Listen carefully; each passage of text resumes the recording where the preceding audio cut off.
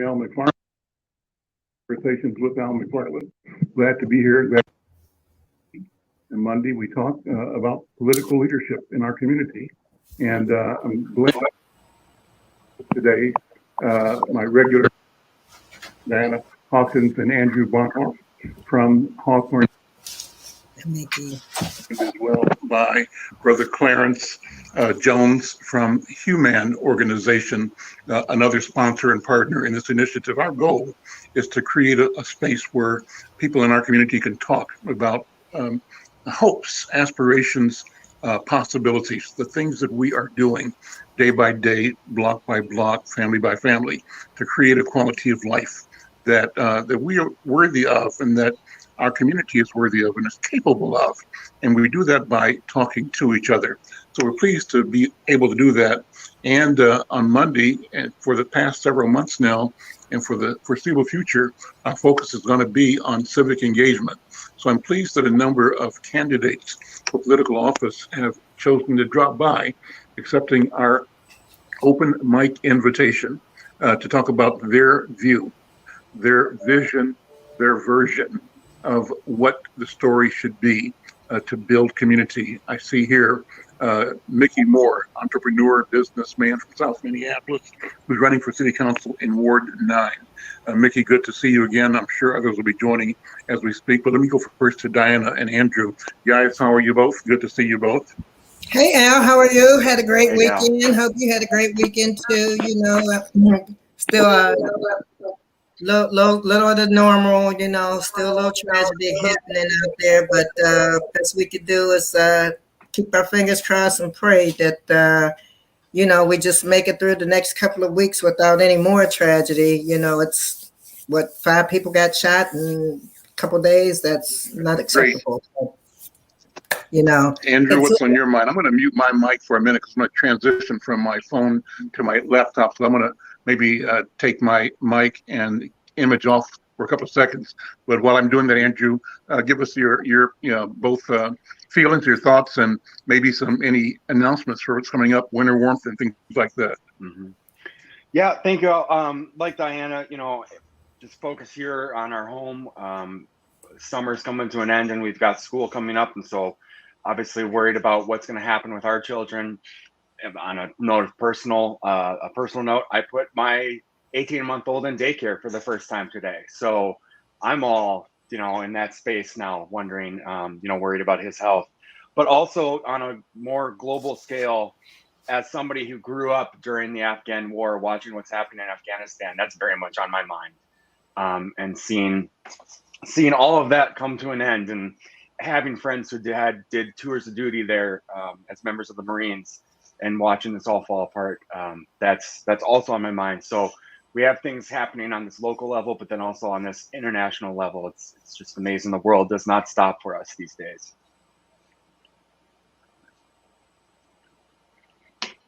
I guess, Diana, you and I can talk quick about, we have winter warmth coming up, and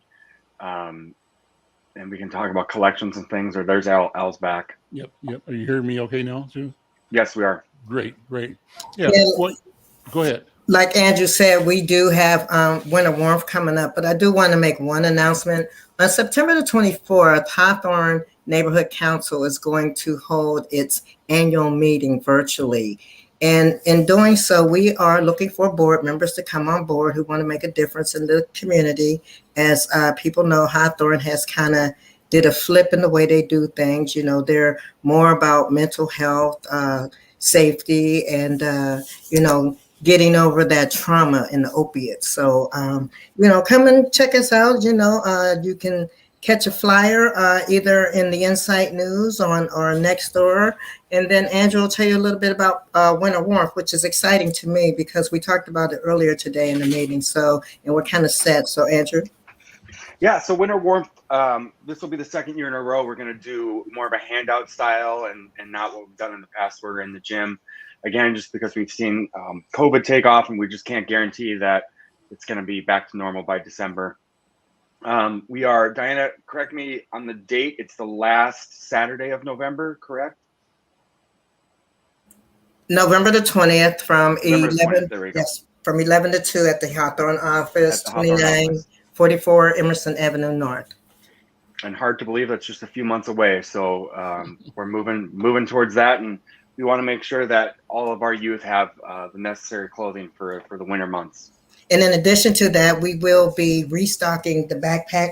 We will be giving out more backpacks for the kids because it'll be November. So they will be January needing more school supplies. So we do have school supplies to hand out.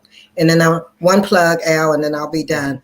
On August the 28th, the ROC is having a free hair cutting over at New Bethel, yes, which is right next door to Hawthorne. And they will be handing out backpacks along with free haircuts for the kids returning to school. What's ROC? It's called ROC. I'm not sure what the acronym stands for, but it's an organization within New Bethel Church that help youth, far as what I'm understanding, who help youth with different activities, homeworks, mentorships. Great. Well, I wanted to go back to Andrew. And Andrew, I remember putting my kids in daycare for the very first time. So I'm curious as to you explaining what your feelings are. I mean, how hopeful, but also how worried you are that your first child now is going to be away from you and away from the home and around more people in a fairly difficult, time. What were your thoughts, and what were your household considerations? How did you approach this decision? And your child is 18 months old, right? Yeah, he'll be 18 months old at the beginning of September. Well, like everything, a lot of it comes down to cost. Daycare's unbelievably expensive. But we found through some friends of friends a wonderful in-home daycare. And, something that's big for us is just making sure he's surrounded by a bunch of different people, and he certainly will be. And it's a weird feeling, there's no doubt, especially having had a baby in the pandemic. He just is still trying to figure out that there are other people in the world. And so we are actually really excited by the fact that he's going to get to spend time with kids. That's something he hasn't done. And as far as, he was born just before the pandemic hit, right? March 2nd, 2020. Okay. Yes. And so yes, the pandemic was kind of just announcing itself. We were trying to figure out what it was. Things went on lockdown about 10 days later. Well, we always remember that he went to church once and then never again because everything locked down. So, there's just this point of we have no other options. He has to go to daycare. And, I can bring him to the office, and Diana's been great about that, but there are just times where that's our option. And also he needs to, at some point, we need to have our youth interacting with each other, even if they're only 18 months old. And so it's a small situation. And in the end, we just kind of say our prayers and hope that he's safe and taken care of. And we as parents know we're doing all we can through this difficult situation. But there's some excitement to it. But yeah, no doubt there will be nerves. There will be nerves for a long time. So the other thing you brought up that I want to key in on, and thank you for bringing up, and that's the attention that the country and world are paying to what's happening right now in Kabul, in Afghanistan, as the United States is preparing to take out all of the withdraw all of the civilians and as many as possible of those men and women who were working for the Allied operations as supporters, translators, suppliers, civilian positions, who now feel that they are at risk as the Taliban has assumed control of the city of Kabul, and as the the projection telescoped from, I think last week they were saying it would be a month or two, and what they proposed would happen in a month or two has happened in about 48 hours. Last week the report was that there were two major cities, Kabul and maybe I'll think of the other one, that were still under government control, and they felt that those cities would be remaining under government control against the insurgents for at least a month or two. But then in the middle of the week, the other city, was it Mosul maybe? I'm not sure, Mosul. Huh? I don't remember either. I'm sorry. Mosul might not be Afghanistan, but it was another city whose name I'm familiar with. I just can't think of it right now. But that city fell fairly quickly, and now Kabul has gone to the control of the Taliban. And so, as a veteran, I am curious as to what other veterans are thinking, and as a citizen, I'm wondering if anybody that's watching on YouTube or on Facebook has a comment or thought. I'd be interested in having that conversation as part of today's program. So if you're checking us out on Black Press USA or on YouTube or the Insight Facebook channel, we'd love to have you weigh in or call somebody who has served in Afghanistan, or maybe they served in Iraq, Iran, Iraq, or before. But a veteran or family member of a veteran for whom this thing has a personal connection or memory, interested in your thoughts. And my interest is in part in supporting the mental health and acknowledging, the commitment to duty and service that these women and men have given on behalf of our country. Not so much about the politics of it, whether you agree or not, but the reality is that men and women have put their lives in harm's way as volunteers to preserve and serve the interests of our country. And how are we feeling right now? Was the investment worth the cost in lives and in treasure? I'm thinking that the number is an investment of over $1 trillion over the past 20 years. It may have been multiple trillions, but I think at least $1 trillion. And where did the money go? Who did it go to? Because one of the things I keep hearing in the reports is that the Afghan military, the soldiers, were not prepared or equipped or able to fight because they were hungry. They may have had weapons, but no ammunition, and that their entire operation was one that was based on the support system that was provided by U.S. contractors. And so a lot of them weren't getting paid by the Afghan government. So they weren't. We were paying the contractors, and the contractors were banking the money. Not the contractors, but the government. The government. Our government was paying their government, and our contractors might have been paying their government, but the people might not have been getting paid in some cases.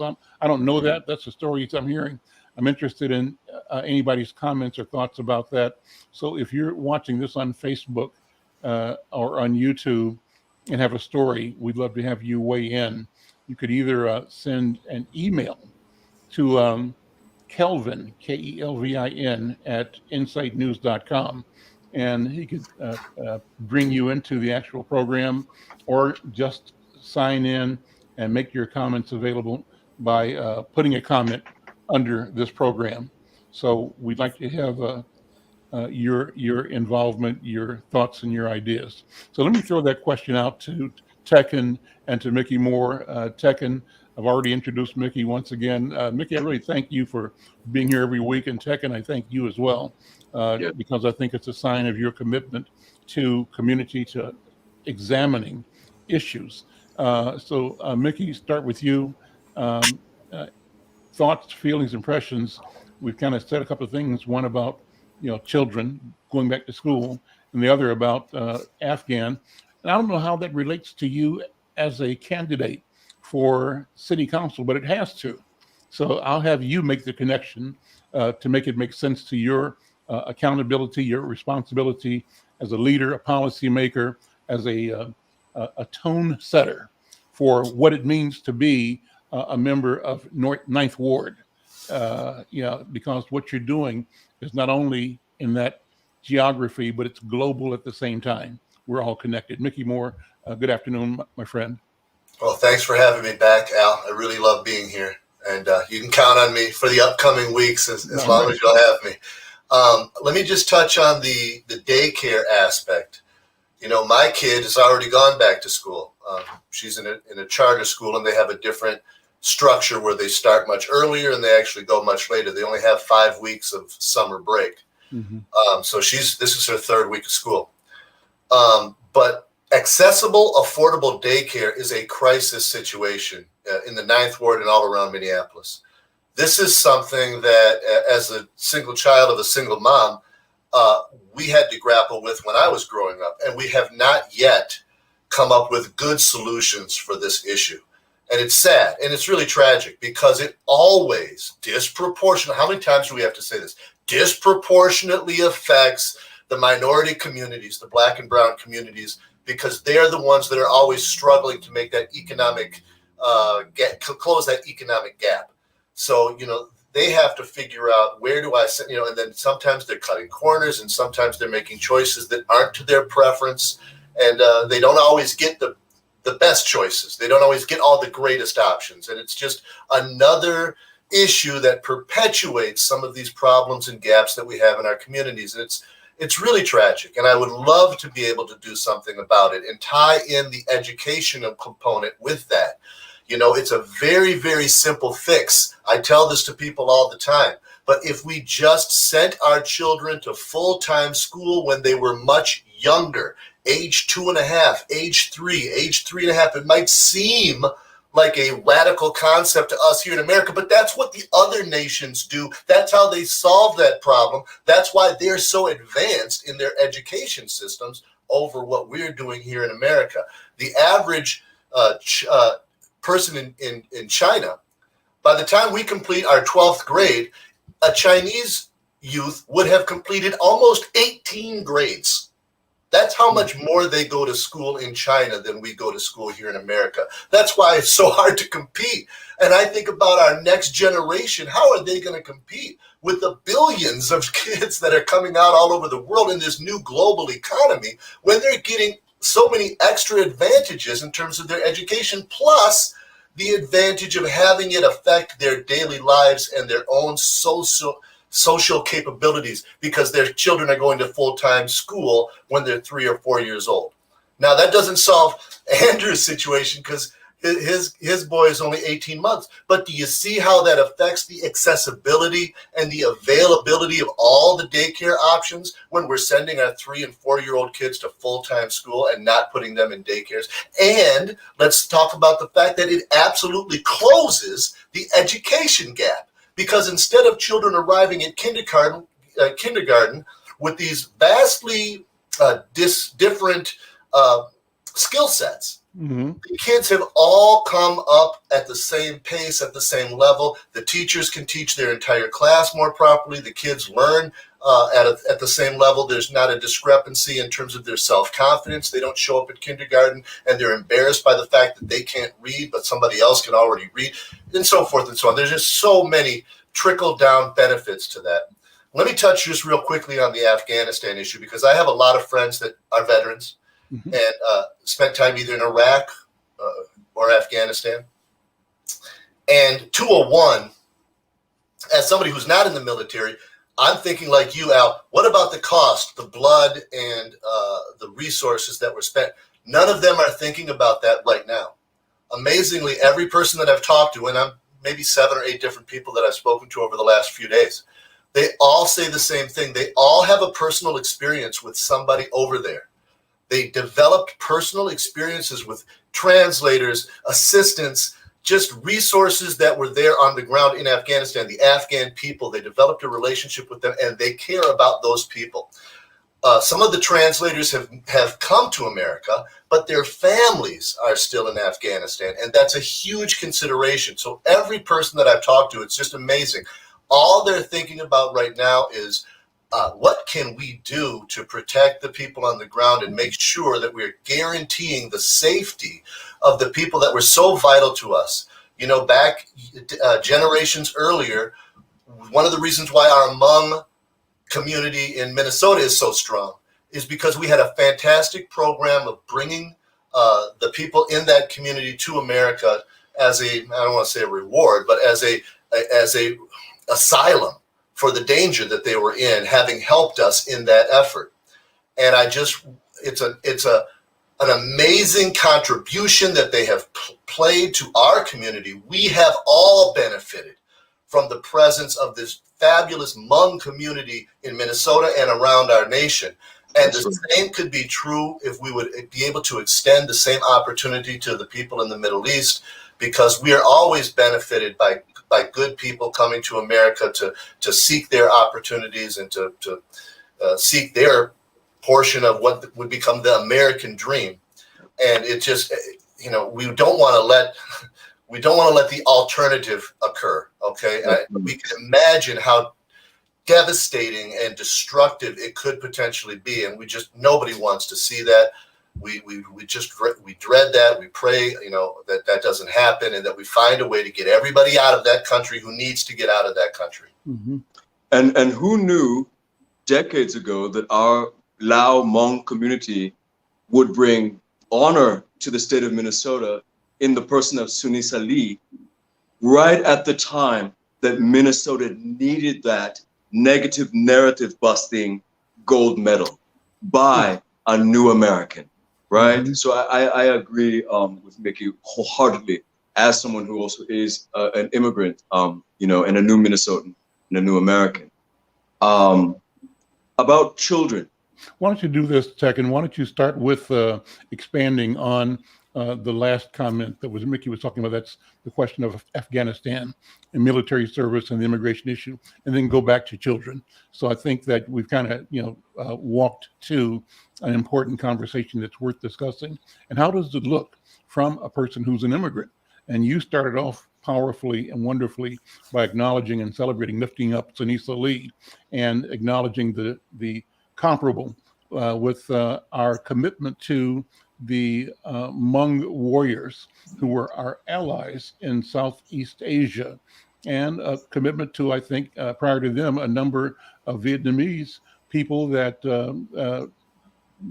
we supported and that supported our interest in South Vietnam before North Vietnam prevailed and unified Vietnam. But part of the consequence of that struggle was the vast movement of both Vietnamese and Hmong people from that area of the world to this country. For me, I worry about this nation, Mickey's grandchildren and great-grandchildren, because to the world, we look like we as a people have absolutely no moral compass, that we left the Kurds to die, and we're leaving our allies in Afghanistan to be slaughtered. The scenes that we've seen on the news are chaos and horrific. It's Joe Biden, a career politician. It's his responsibility to get our allies out of there. And we've got the money, we've got the planes, we've got the capacity to do that. And this is the stuff, or these are the moments that assure a safe America in 100 years from now. We just got to get that job done and protect the people who have protected our interests across the world. So that's where I stand on the Afghanistan situation. I would love to talk either today or next Monday with you about the Haitian crisis. Well, let's do that too. Let's do that too, because that's important to me as well. But before we leave the Afghan question, here's something that's in my mind. Two things.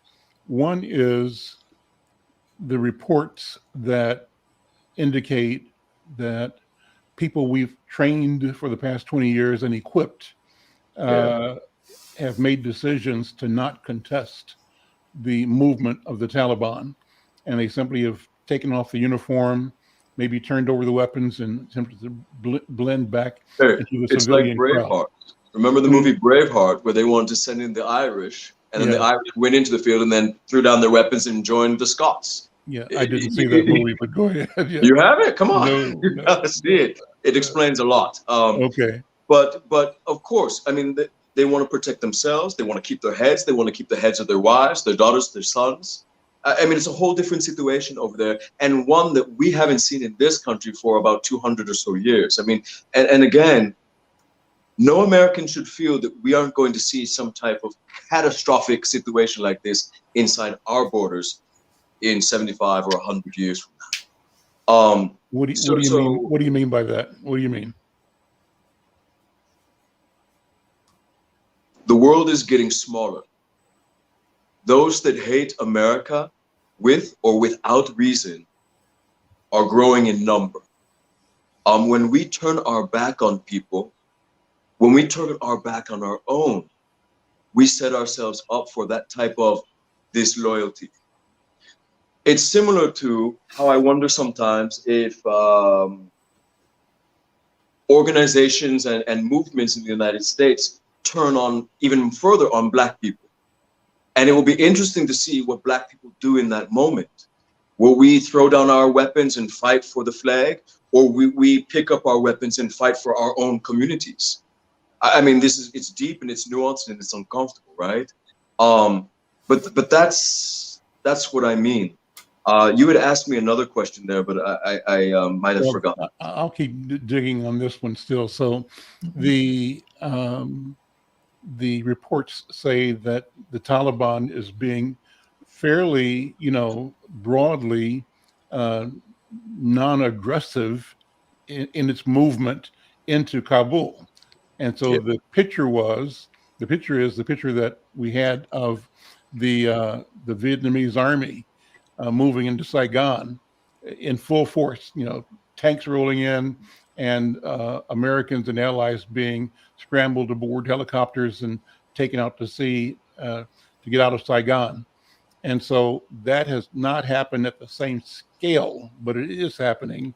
But apparently, from what the reports seem to indicate, the movement of the Taliban militia and soldiers into the city has not been awash with blood.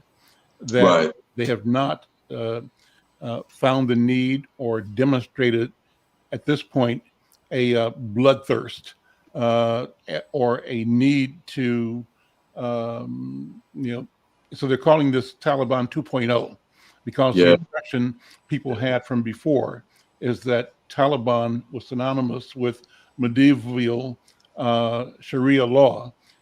Everybody's heads and hands would roll, depending on your offense, your position, your thought, your words, you might lose a head or you might lose a hand or you could lose both, right? So there is this trepidation about what it would mean as these soldiers moved into the city and what was happening in the communities. Now, there are reports, for example, that what people feared, and that is the forcing of children, of girls in particular, into marriages, to soldiers. There are reports of that, but I don't know how widespread it is or that's being exaggerated. I know that American sensibility and Western sensibility goes to a shorthand of antipathy, of disgust about the possibility. But we also are often gaslighted, right? And so we have to be careful. Diana, go ahead. I was going to say, Al, you kind of correct on those reports because I've been reading some things and it's terrible because the girls are being forced into prostitution as well. And the sad part about it, we're talking about babies 6 years old on up is what I was reading. Okay. And the thing about it is they are going in, they're taking over. There is no options. There is no choices. You're going to do what they tell you to do. We're going to take this government over and it's getting terrible. And I, like you, Al, I fear for our veterans because I come from a veteran family and it's terrible that we have to really see this because these babies, it's the babies that are being subjected to this terrorism. You know what I mean? So I agree with you guys 100%. And I think it's safe to say that we can't know what's right around the corner. One of the reasons why things have been this way so far, Al, is because everything they've wanted has come absolutely free of charge. They haven't had to work for anything. So everything they're doing is working so well. That's why they haven't escalated or taken any next steps, or we haven't seen any typical behaviors that we might expect. As soon as there's any kind of reason for them to change their tactics, they only have one direction to go, and it's a very fearful thought. Well, that's why I was coming back to you, Tech, and on the question of what happens in 50 to 75 years, because among the reports were statements by Taliban leaders saying that we're patient. This is not a question of simply taking Afghanistan. That's one step on a larger journey, and that our mission and the mission of our life is Yeah, a they're dug in. world under the what's the right word? A world reflecting an Islamic vision, and so what do we do? So I've been, and how this kind of relates to the local landscape is that I've been really paying attention to the Twitters and Facebook feeds of my Muslim friends. We're a heavy Muslim city, and so I kind of sit quietly and just listen to what people who know about the Middle East more than I are saying, and it's a real mixed bag.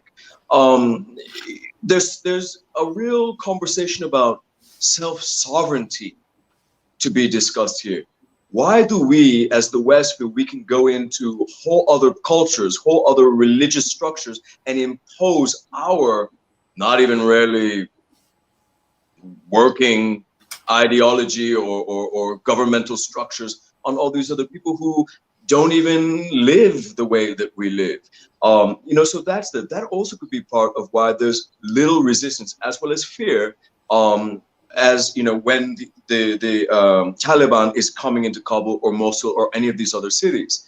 Additionally, people want to protect their homes. They want to just get back to their lives, similar to how we do it here in Minneapolis under all of this crime and violence that we are currently experiencing. We just want to get back to our lives. And also, where did that money go? Well, Halliburton, all the contracts with mostly American companies that are arms or this or that infrastructure organizations. So the government pays themselves and pays off American organizations, and the army that we've been training is sitting there hungry, and not even with the physical capacity to fight. And when you see your cousin or your distant family member coming at you, and you're hungry and you're tired, and you realize that they've been frauded by the United States, possibly. Well, of course you're not going to fight. So it's deeply nuanced and difficult. But that's the thing, is that all that money spent just to kind of pay ourselves and leave a mess. And so that's where I'm at. Going back to childcare. One of the things in my neighborhood, there was a beautiful Somali daycare that was destroyed for gentrification for a luxury high-rise. Yes, the city might have helped them because the owner of that was a real staunch gentrificationist, a beautiful Somali woman who was one of the most well-spoken detractors of Minneapolis 2040. And, some deals were made and they were moved off to a different part of town. But we lost that asset for the growing families of the downtown area, the kind of near downtown southern sectors of Minneapolis that were Somali heavy and also just POC family heavy, that felt comfortable to send their children to that daycare.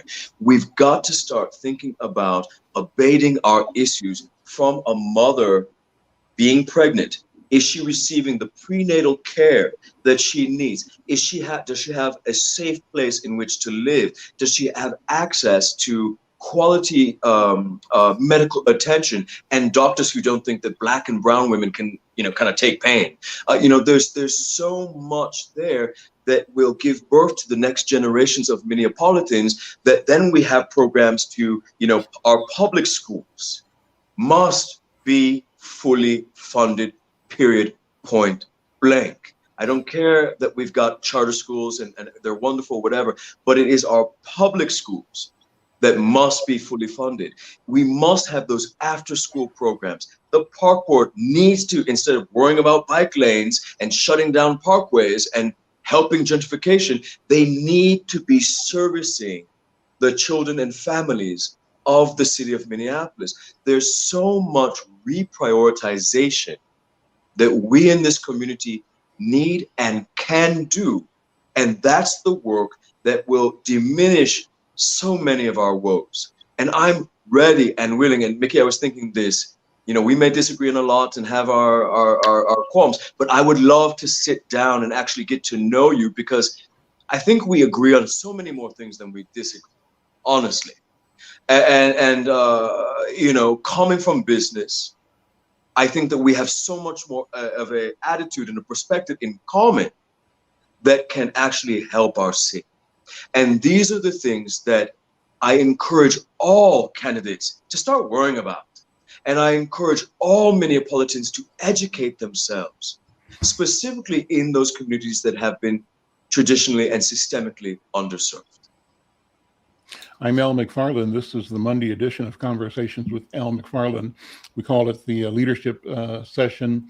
We focus on people that want to provide leadership to the city of Minneapolis, particularly right now as we approach November elections in the Minneapolis City Council elections. And we have an open invitation to candidates for City Council for the city of Minneapolis. I can say that Mickey Moore and Tekken Zaya Aida have been regular guests on the program. We invite them to come every week, but we've invited all of the people that they are competing with, and including the incumbents, to be here as well. We reiterate that invitation right now. So if you're listening and you are an incumbent, or if you're listening and you are a candidate in competition with these candidates or others, we invite you to show up and talk about your point of view, what you want to do to build sustainable quality. But you know, Mr. McFarlane, go ahead. It also is showing that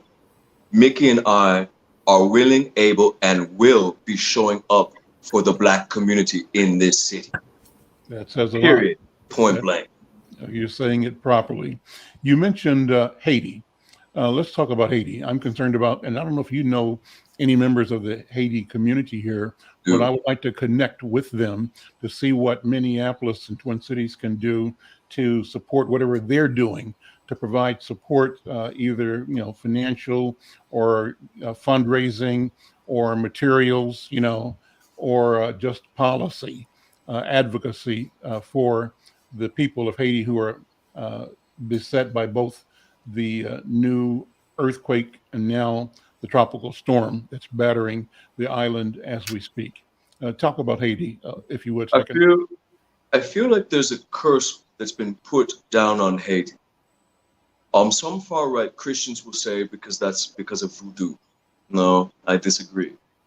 I say it's because Haiti, behind the Afro-Colombian people who were the first free in the New World, Haiti was the first nation state, Black nation state in the New World. And this centuries-long punishment put on the Haitian people for that liberation is real. Additionally, and then I'll pass it to Mickey, is that I've read that Haiti is mineral rich, gold and other things. And so sure, you wipe out the Haitian people, just like Angola and other places in Africa, guess who gets to go right back in there? Those that colonized it. And they get to continue without any resistance, extracting the resources from that land. And so my heart pours out to the Haitian people. I hope that they are surrounding themselves or coming together and worshiping in the ways that they know how to push out this darkness and this evil. I hope that we can figure out as an international community who, how, what assassinated their president just weeks ago.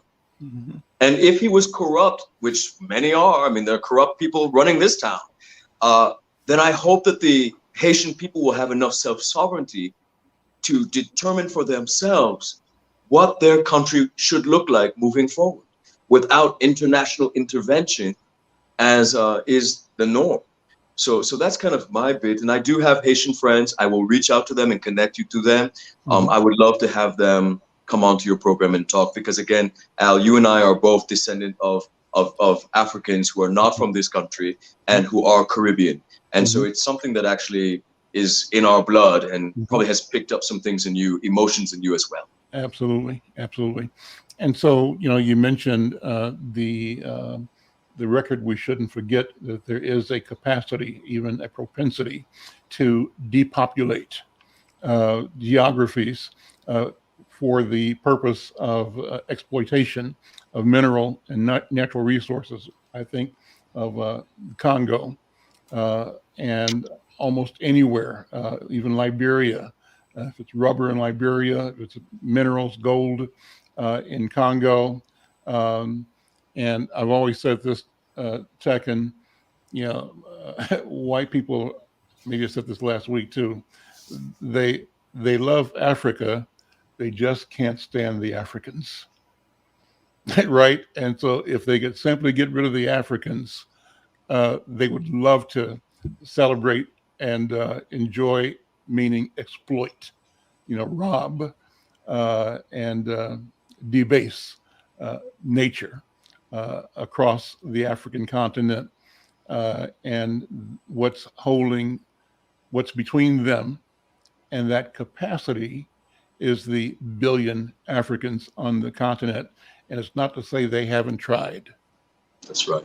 To depopulate. And we've got record after record of genocide and policy and of out and out war, colonial, imperial domination. And we've got a record of that same imperial spirit in the Americas, not only with the indigenous people in North America and the extinction of whole peoples in Central and South America, in the Caribbean, at the hand and at the movement of European hegemony is the right word, I think, European conquest and imperialism, exceptionalism, it might be the right word for it, that has proved to be Pax Europa. That's right. A pox on the planet Earth.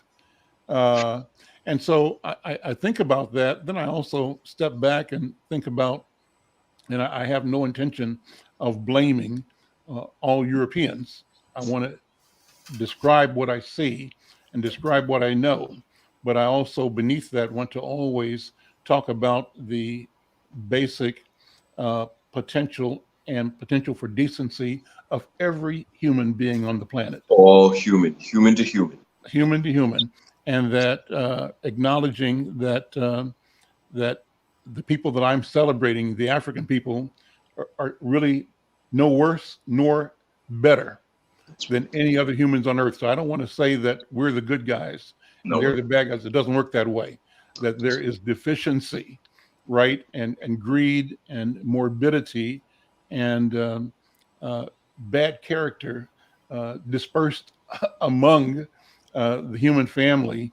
And some places it became elevated, coordinated, organized, mechanized, and ordained, right, and therefore mobilized right. to do something across the planet. But a lot to think about.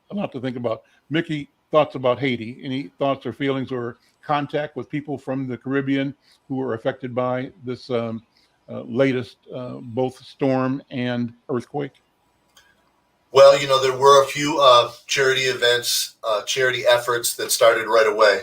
Even the Ninth Ward, we have our Caribbean and our Haitian communities here, but they're not as pronounced. They're not as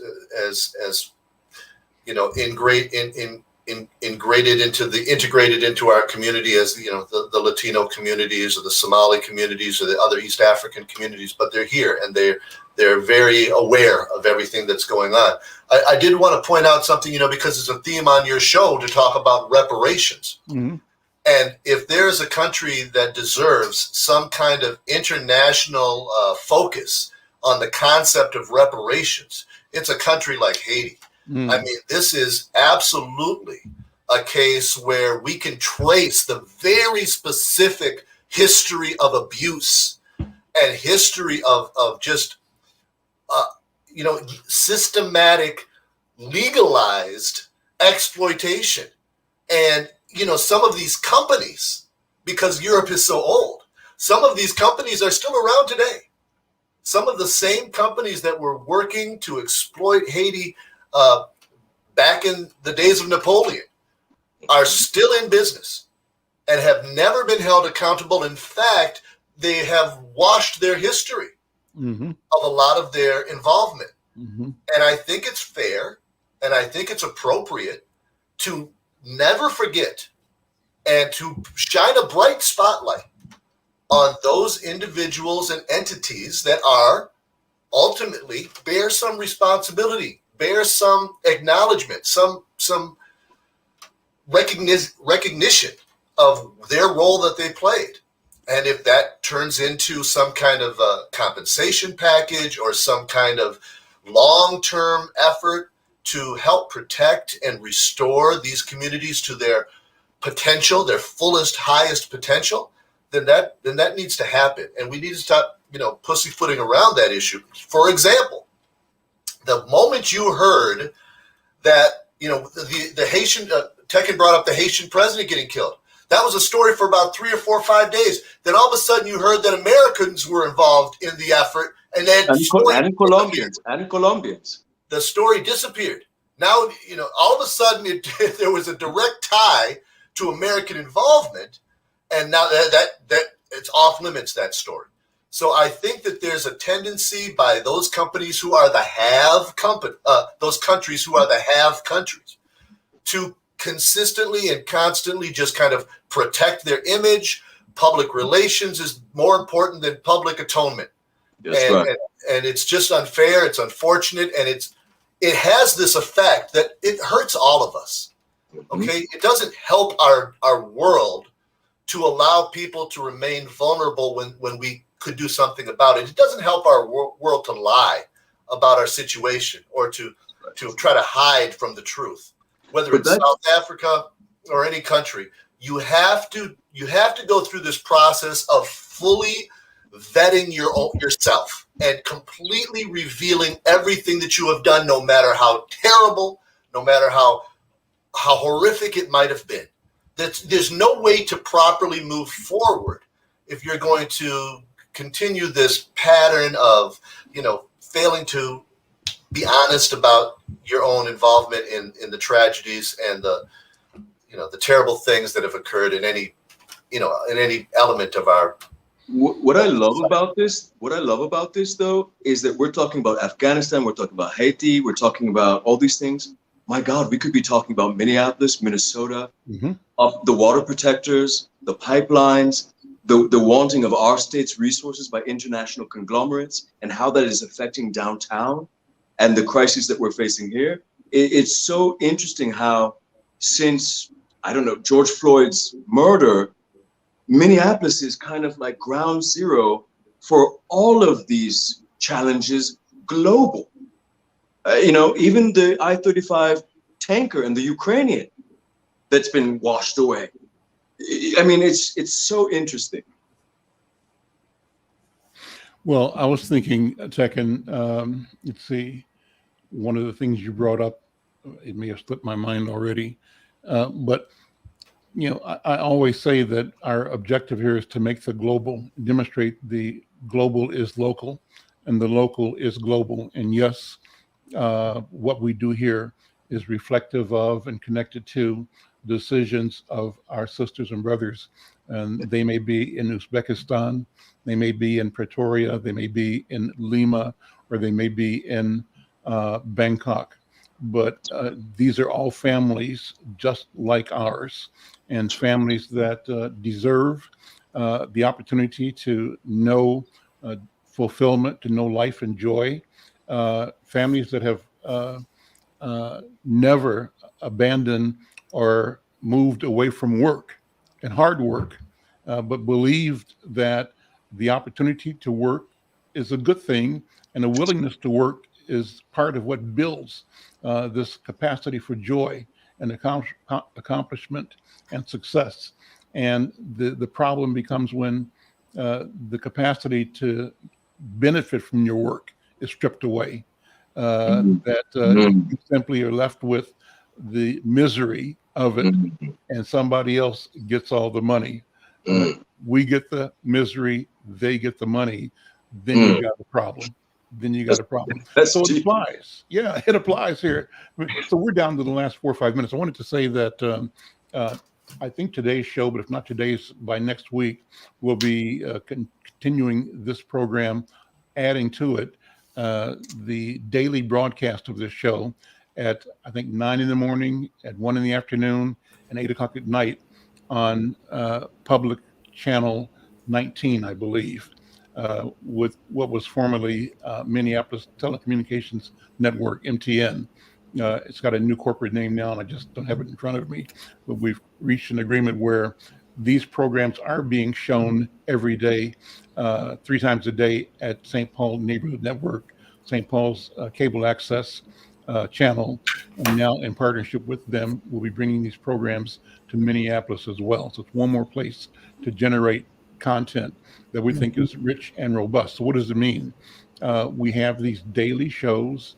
We are also archiving them so that people can get to them later and listen to them directly. We produce a daily newsletter called Insight Culture, and these shows are embedded in that. We've got about 1,000, Yes. 1,500 subscribers right now. We want to grow that subscription base. We also are generating this live on YouTube and archiving it there, and through YouTube and StreamYard, generating this to Facebook audiences, so that Black Press USA and the Inside News Facebook page and the Facebook pages of our friends and shared, partners in this are also carrying this content. So all of that, from my point of view, represents an intent to create a broad movement of information that has quality, that's serious, fun at the same time, but serious, right? That demonstrates and leaves the record that our people are and were engaged in the decisions of the day. Our voices mattered, and they matter because we make them matter. We show up and we stand up and we say what it is we see in the world and what it is we want in the world. And our job is to continue that and to encourage us to do that, to do it broadly, regularly, often, and fearlessly, speaking our truth. So that's it. So I want to thank all of you. For the last minute, then, I want to give you both an opportunity to talk direct to the campaign. And it's always good to say my five priorities are the dot, because this, at the end of the day, is an opportunity for you to connect with voters. Before I do that, Diana, you're going to make a comment? Yeah, I just wanted to say, I just want everybody to make sure that they join us this Friday from 11 to 12:30 for the coalition meeting. And it's a robust conversation around our kids and the danger of menthol, because they're going back to school and they're going to be challenged. You know what I mean? They're going to be facing a lot. And so the cigarettes and the trauma and the vaping is going to be on it. So we need to have a discussion about it. So don't forget, our fabulous moderator, Mr. Al McFarlane, will be facilitating this meeting. So I just want to make sure everybody is on board and joining us. You can email Andrew at the appropriate email address. And thank you. Great. Well, it's such a pleasure to have these wonderful relationships. So let me end with this, Mickey and Tech. I was just going to say really quick, Al. Also, ahead, sure. Even easier, if you go to our website, hawthornecouncil.org, there's a link there where you can register just instantly right there for Friday. So feel free to do that as well. Great. Mickey and Tekken, the 5 reasons. What are the 5 capsules? Got three. Got 3. Kid, go with 3. Kid, Mickey, jobs, education. Tekken, you say it again. You go first, Tekken. You say it again. Tekken. Kids, jobs, education. Simple and clear. Mickey? Well, I have to say public safety. We have to restore our economic districts. That's critical, but we have to have public safety in order for the people to feel comfortable to come to work, in order for our customers to feel comfortable to come to shop. The 9th Ward has got more immigrant-owned and small business, minority-owned small businesses than any other ward in the city. And those are such a vital part of our overall economy. It's safe to say that downtown is our Fortune 500 capital, but our small wards are really our individual immigrant community capitals, our minority community capitals, as far as economics are concerned. And this is speaking from experience. I've been doing it for almost 30 years. So I know if we don't have those jobs, it is a critical loss. And then lastly, we have to change the way our government and our communities work together. We've lost our ability to have a responsive, collaborative partnership with our city government.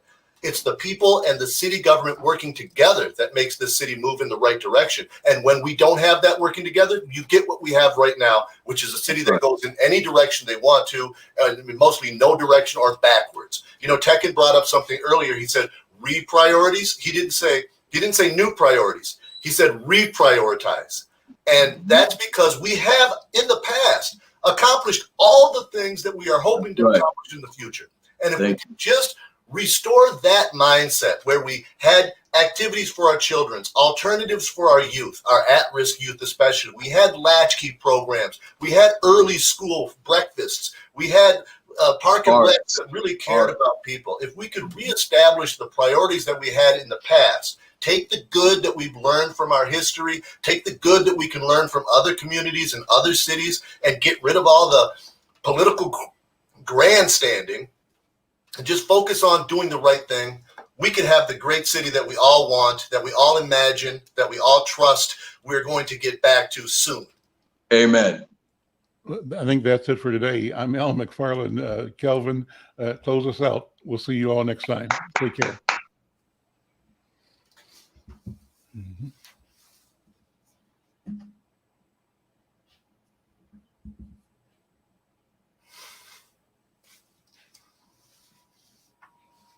Where's my music? Where's my music? Where's the music? Great.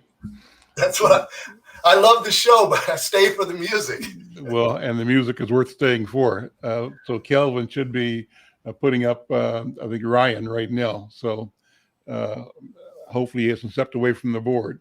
Yeah, no, I never take off early, Al. I come early and I stay late. I'm not going to miss one beat of the music. Well, I'm so glad, and I really thoroughly enjoyed your analyses today and your setting up a critical conversation about childcare. It was wonderful, the way you contextualized that, and also wonderful the way you brought up the question of Afghanistan and responded to Tekken's questions and concerns about the both, and also about Haiti. I think that's really important. So I'm going to just keep talking with you until Kelvin closes.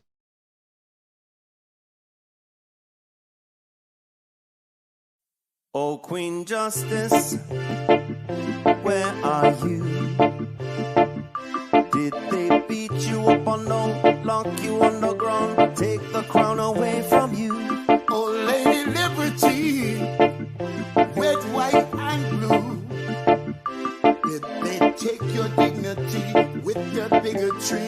Teach you that you're born to lose. Free or guilty, it's gonna get filthy. Better believe, roll up your sleeves. It's gonna get rough, it's gonna be tough. We all agree, we've had enough. We've had enough of all the rules you break. We've had enough of all the money you make. We've had enough. No more life at stake. We've had enough. This is a proclamation. It's been 400 years and we're 400 late. Together we stand from state to state. Going back in time won't make America great.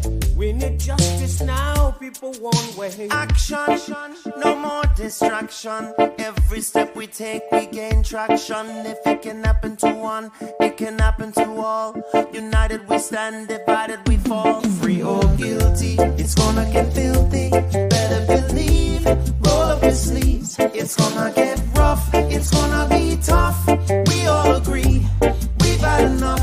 We've had enough of all the rules you were breaking. We had enough of all the money you were making. We had enough. No more life gets taken. We had enough. This is the proclamation. Free or guilty, It's gonna get filthy. you better believe. Just roll up your sleeves. It's gonna get rough. It's gonna be tough.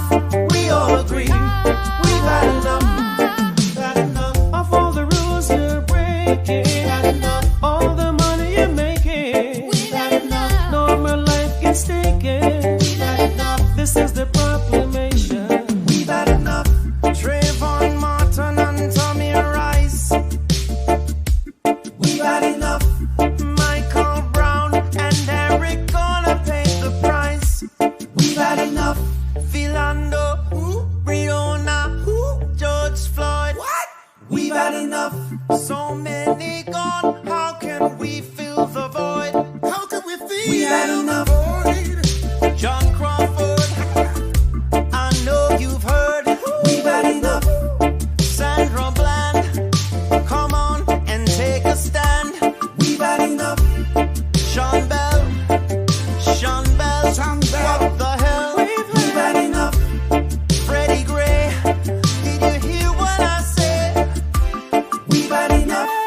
proclamation.